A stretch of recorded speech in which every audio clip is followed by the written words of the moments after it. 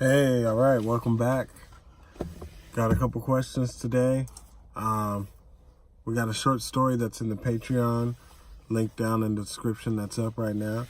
I will be posting about, I will letting you guys know about that for the whole week. Today's questions.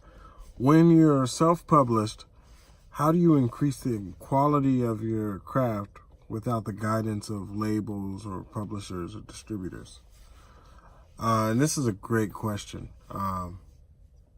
that, made me think a little bit too about the times I felt that I was in a little rut and what allowed me to elevate it. So first, you have to complete something to put yourself out there. Whether it's a beat tape, whether it's a film, a short film, something where people can get a peek at like what you're trying to move for.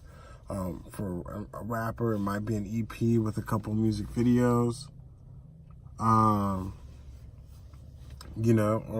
something that just gives you a whole vibe, your universe. An author, it might be a series of books.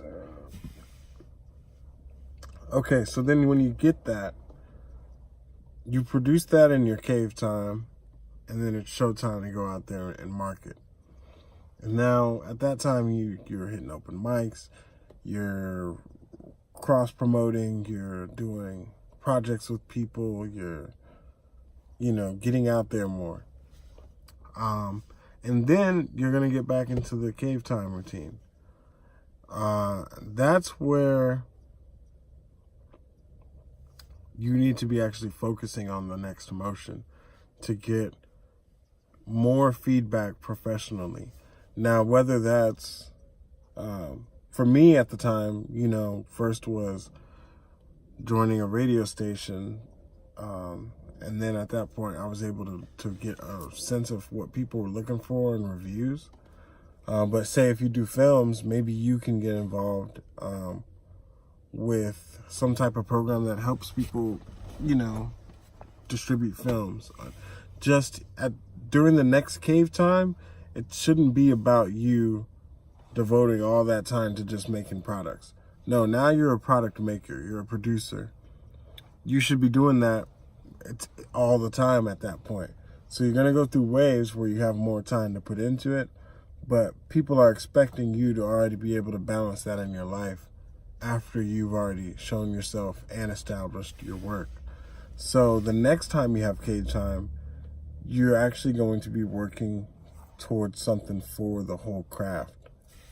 As an intern, as a humble servant, it's a very important thing to do, because coming in, I made beats, I made songs, I've produced albums, but then coming in as a radio intern, it was a whole new world, I'm like, yeah, so what, I can do that. I don't know how to do the call time for when 5 o'clock hits, how to do the call code for the station.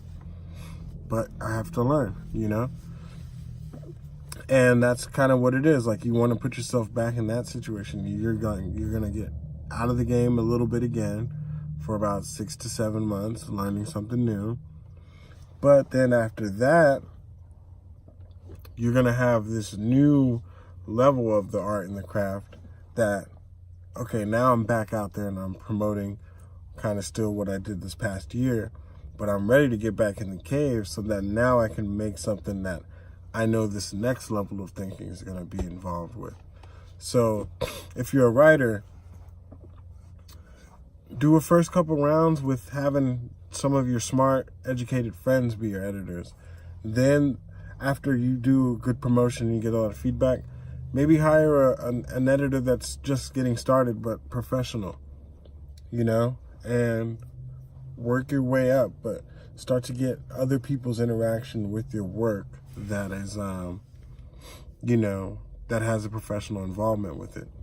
For me, it was the radio, then I got a publicist, and then the publicist was giving me more ideas on how I should be marketing my stuff, and what type of time period and schedule I should be releasing things at. So there's all sorts of different ways to up your level, but start thinking about that. So, but that's, that's maybe like 2 or 3 laps around, but the first lap, finish something, finish a series of things that opens up people to what your world is, cool. Once that's done, apply yourself to a different professional aspect in that life or in that craft.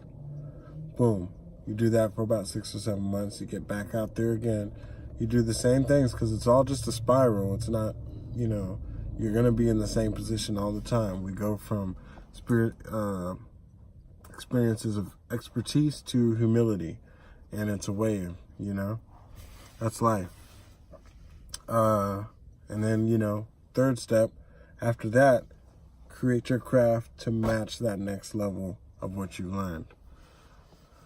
So, yeah, that's that first question for the day. I've actually got comments and things coming in that I'm reading. So next question. Oh, and I love this question. I have thought about this for a while, and I'm shocked that there hasn't been a video topic about it, but getting reviews on or purchases from your family and friends. And so, what are my thoughts on that? Okay. For years I've said never depend on family and friends to sustain your art. I've never depended. I used to. I can't say I never. Because when you start out, you need their support. You need everybody's support. All hands on deck kind of thing.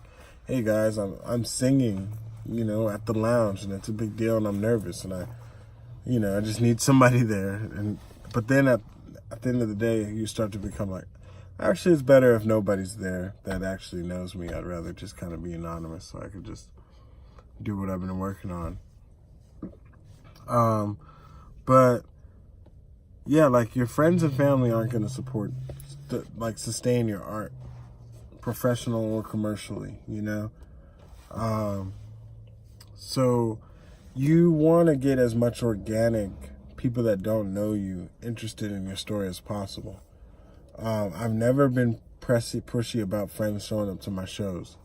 Now, if they want to get involved and try to make some money on the show too, set up a booth or, do something, sell some tickets or, bartend at it, cool. But I've never been like, can you just show up and support? And if you don't, I'm going to be mad. Not for years, because after about 40 shows, you start to see okay, who's gonna keep coming out to this that wants to hang out? Unless that's your scene. But if that's not their scene, they're not gonna want to be there, and you're dragging them out. You want people that are already at the scene that you want to be. So instead of trying to bring people from the office to my shows, I just go to other shows, and people that are already at shows like to go to shows, I'm talking to them every day now, and I'm getting their numbers, That's how it works.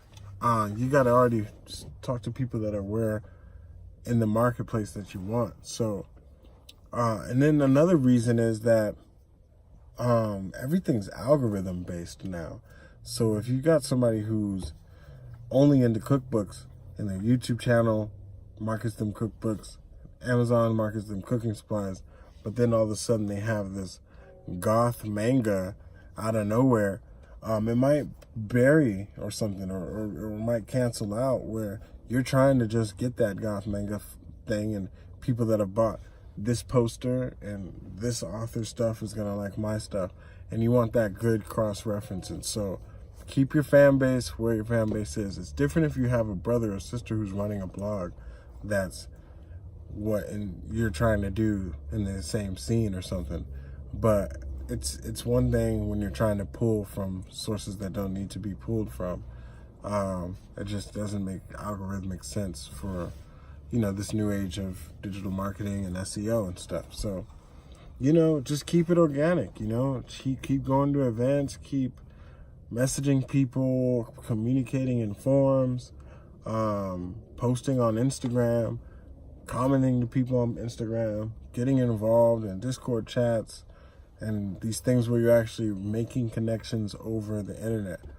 And then over time, you'll build a following. And even asking questions like this to people like me on the internet, that's, getting you some other following and other advice that's not just your friends and family. You know what I mean? And keep supporting and interacting in the internet. And you get answers, you get feedback, you get how other people are doing it or have been doing it for a while. And, everything just kind of flows naturally. You'll find your niche, and your friends and family will still be your friends and family. And when your niche starts to get overwhelmed, you'll be very appreciative that, you have people that don't give a care about any of that and just want to see how you're doing. That's all for today, though. Like and subscribe. Any questions, email 24creative@gmail.com. I got some work to do. We got the short story up on there. We have a party coming up in about 2 weeks that we're going to be doing a screening of some things. So it's going to be an interesting month. So a lot of things, a lot of footage coming up. All right. Take care.